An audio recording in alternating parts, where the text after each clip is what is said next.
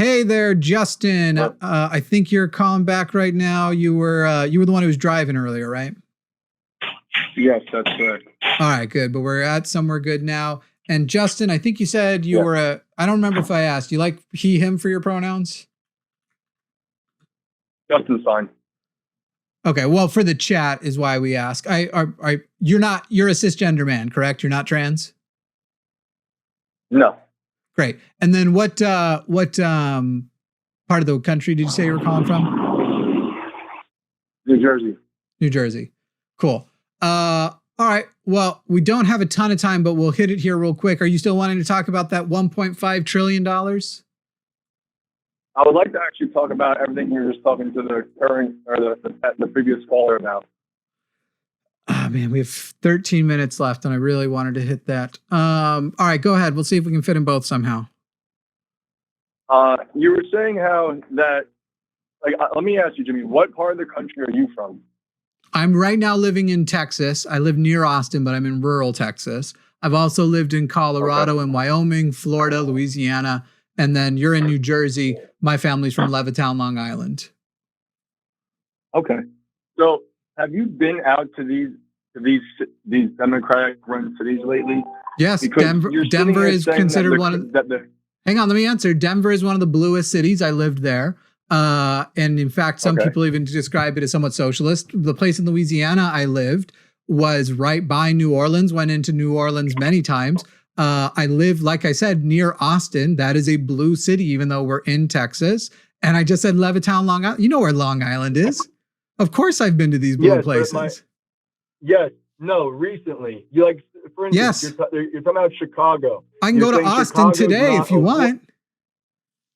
Yes, but okay, let's talk about Chicago. You said Chicago's not a war zone, Jimmy. How do you figure when you have 70 shootings in a weekend, that's not a war zone? How would you depict a war zone? I don't have to depict it at all. I can show you pictures of Gaza. I can show you the actual wars that America has funded, the genocides and violence that we have funded, the things where we pretend we're anti-violence, but what we mean is anti-violence against white Americans. Jimmy, I would describe. I don't disagree. Great. I don't disagree with what you're saying. America has blood on its hands up and down from the start of it. So does every other country. It's not like any country is any different. Justin, this is called whataboutism. Great. I condemn countries who do evil things too, but right now my taxes are paying for the Gaza genocide and a mostly symbolic political war on cities where they're sending National Guard people to have the appearance of being tough that aren't, again, as we talked with the other caller, sending police doesn't cure the cancer. It just sends more doctors to treat the cancer. And again, as an extremely generous metaphor, let's treat the cancer. So Justin, how would you treat the cancer that is? Because I think that I don't think that metaphor works very, very well, because the way you break it down, it makes total sense. I agree with the way you said it. Don't treat the problem. Try to find a solution. But how do you find a solution? By putting more police into an area that's crime ridden, it's going to get rid of. Yes, you will have more arrests. I agree 100%. But you'll be arresting the people that are committing crimes to get those people out of those areas, and allow the people, as you said, that 1% or 2%, whatever it may be, get them out of those areas so the people that live there feel more safe. And then what will happen? Let's say we do that. Let's say we take a neighborhood right now that's addled with crime, and we remove all the current criminals, but we change nothing else about it. What happens? If you think it's utopia, you're naive. No. I don't think that at all. Listen, I live in New Jersey. It is there.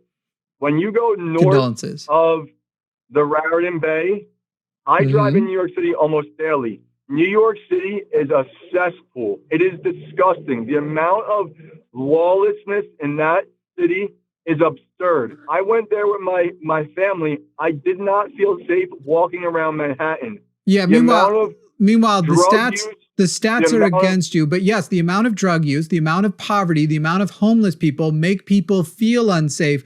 By the way, whether they're actually unsafe, but again, if we remove the 1 or 2% of people that are causing all of that crime, I'll just answer for you since you didn't answer the question. The answer is a new 1 or 2% will pop up, because if all you do is remove the crime, but you don't make money come back into those neighborhoods, which arguably before the crime was doing, the people who are left behind will now be, first of all, a large number of them will lose the people who were feeding them, those criminals that you were referring to. That's not, and the area will remain poor.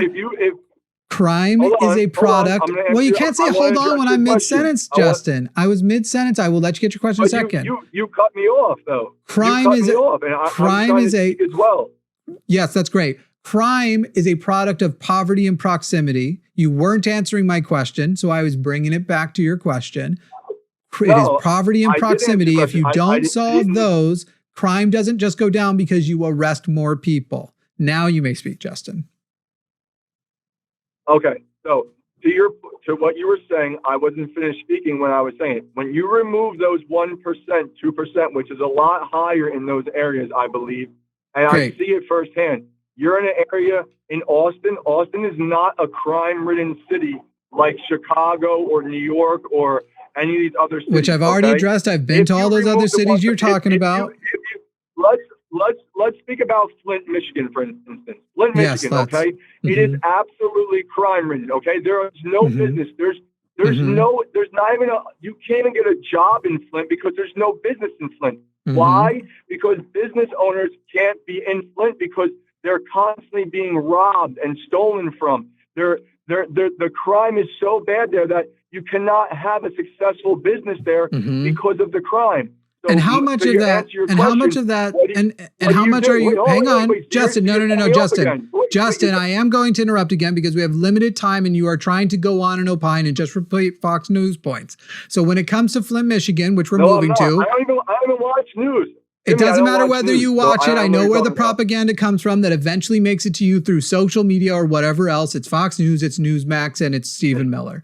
So if you're going to go with Flint, Michigan, how much of Flint, Michigan, how much, because you are going on about something, repeating propaganda, and we don't need all of this extra opining, because I'm just going to ask you questions. Let me make a Jesus point. fucking Christ, Justin. You've already, if you will make it concisely, make it concisely. Make your point now, concisely. And I will cut you off if you aren't concise. By getting rid of the criminals that are causing all the crime, businesses will come back into the area.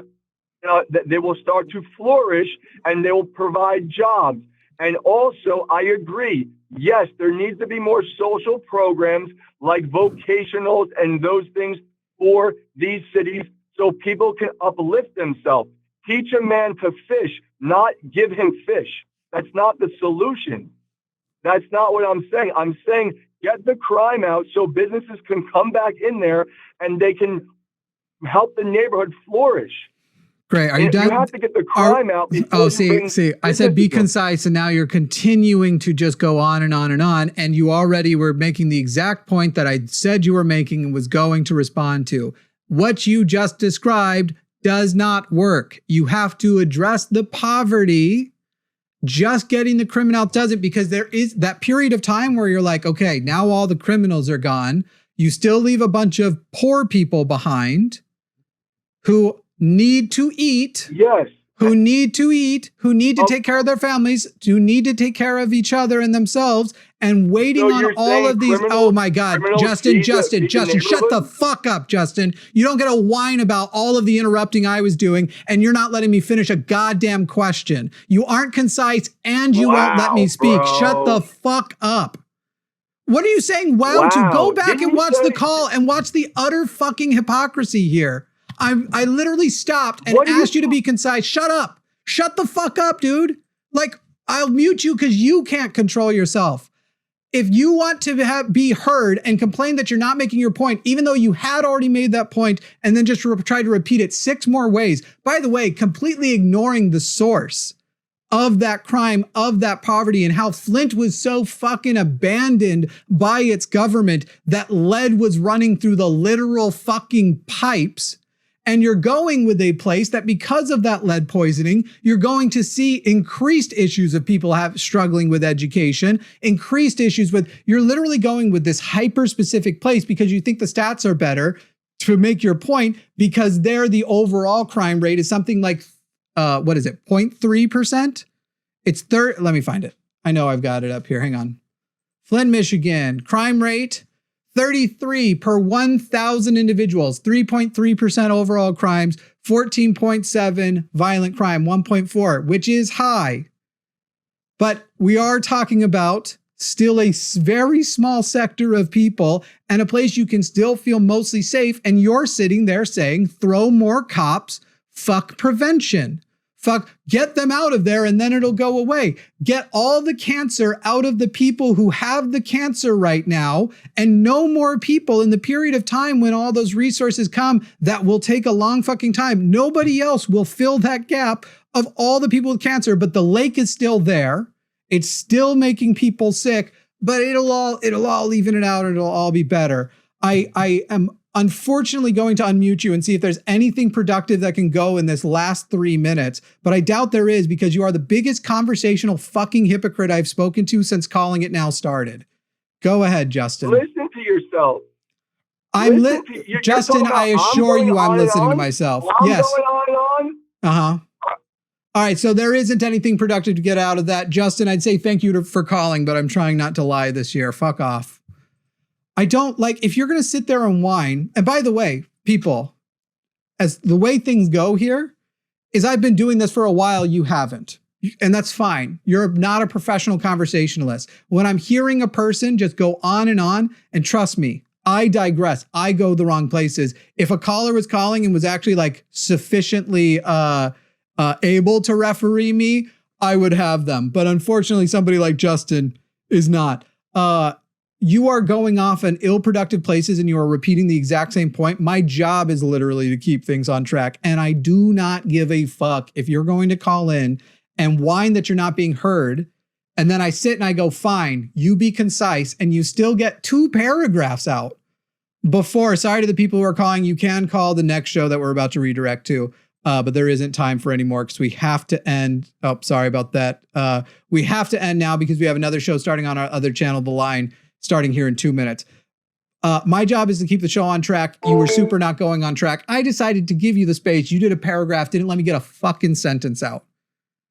Justin, you are terrible at this. Shut the fuck up if you're going to ask for that kind of shit. And I'm going to make an exception for you and ask you to be quick. And then you just, boom, immediately jump over. I give a fucking shit.